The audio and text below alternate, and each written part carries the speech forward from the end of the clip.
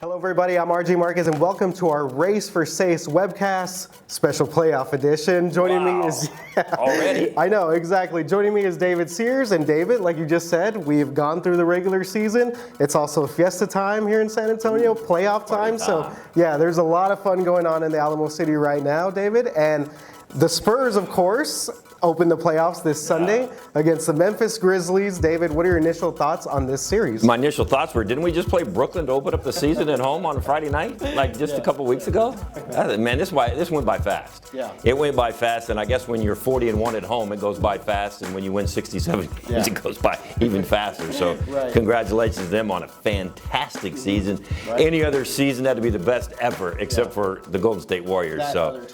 But I think they're primed and ready to hit the playoffs. I think these guys have been looking forward to this all season long, and I think they're ready. Yeah, so David, the Spurs went 4-0 against the Grizzlies this year. We know they're kind of a limping team, to say the least, about the Grizzlies right now. They've struggled down the stretch. They fell all the way down to the 7th seed.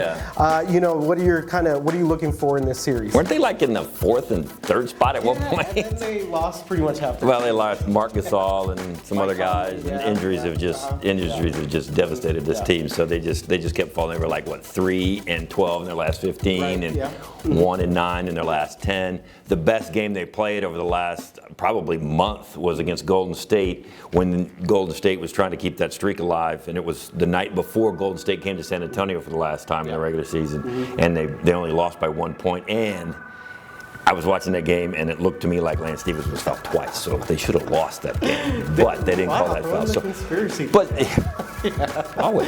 But you know what? They gave him a good run for the money. So I don't think there's going to be a cakewalk for San Antonio. So they're going to have to go out there and play now.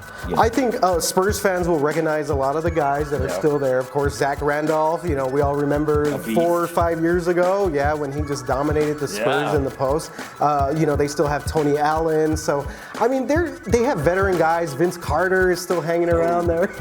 See, that takes us back to a couple years ago when Vince hit the 3 from the corner. There you go. So the Grizzlies are a veteran team. So like you said, it's going to be at least kind of a tough matchup. I don't know how many games Memphis is going to win, but 0. Okay. But like I said, it's not going to be a kick. And if the Spurs don't shoot better than they have been in the past, these teams are going to be closer than they need to be. Let's face it, they've struggled over the last 3 or 4 games, shooting especially from 3-point range. So Patty Mills has got to start hitting those shots. Danny Green has got to start hitting some more shots.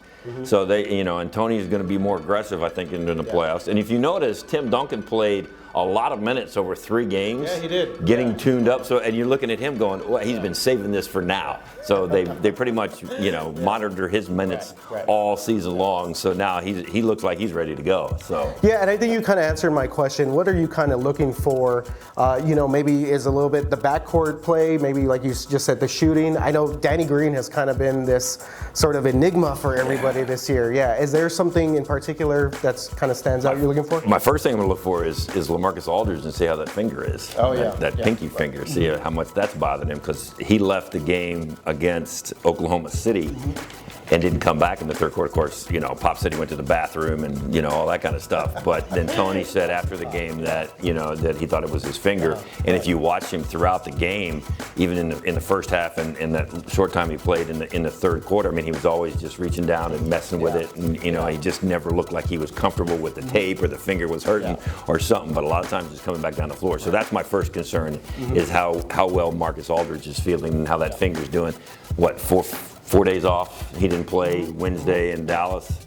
So he's got Wednesday, Thursday, Friday, Saturday. So he's got 4 days off to rest that finger. So hopefully that finger will be all right. But they got to get some perimeter shots falling. Yeah, absolutely. I would say the backcourt definitely needs to step up.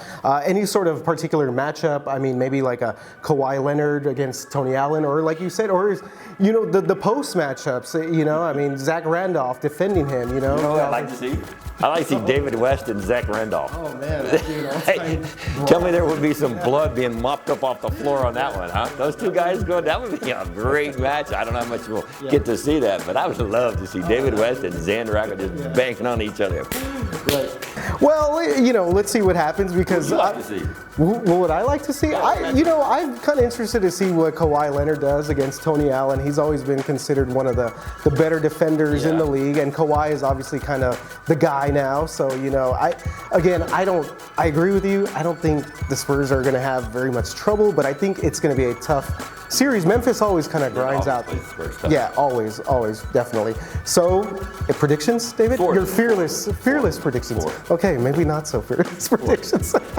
4? Not even giving him 5. I tell you what, if this thing goes to 5 or 6, the Spurs are in trouble. Yeah, They've either gotten somebody got hurt really bad, or they're looking ahead, or they just flat out didn't play very well, and that's not something you want, especially when you head into a second round of the playoffs. So they better put this away. Yeah, I have to agree. The Grizzlies again coming in. I think the Spurs just kind of need to put them out of their misery as early as possible. Get enough rest before what seems to be an Oklahoma City second round. That one would be fun. All right, guys. Well, that's a wrap for this week's Race for Seis webcast playoff edition. Remember to follow the latest Spurs coverage on air and online at KSAT.com. And don't forget about our Spurs specials, which will air before games 1, 2, and 3. And of course, we're going to have Facebook Live post-game. David and I are going to be at the AT&T Center, and we're going to hear your comments or concerns from any one of these games, these first-round matchups.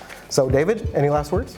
Go Spurs, go. Yeah, and Viva Fiesta. Viva Fiesta. Big one. All right, guys. Have a good one. Bye. Yeah, and Viva Fiesta. Yeah, of course. Party time.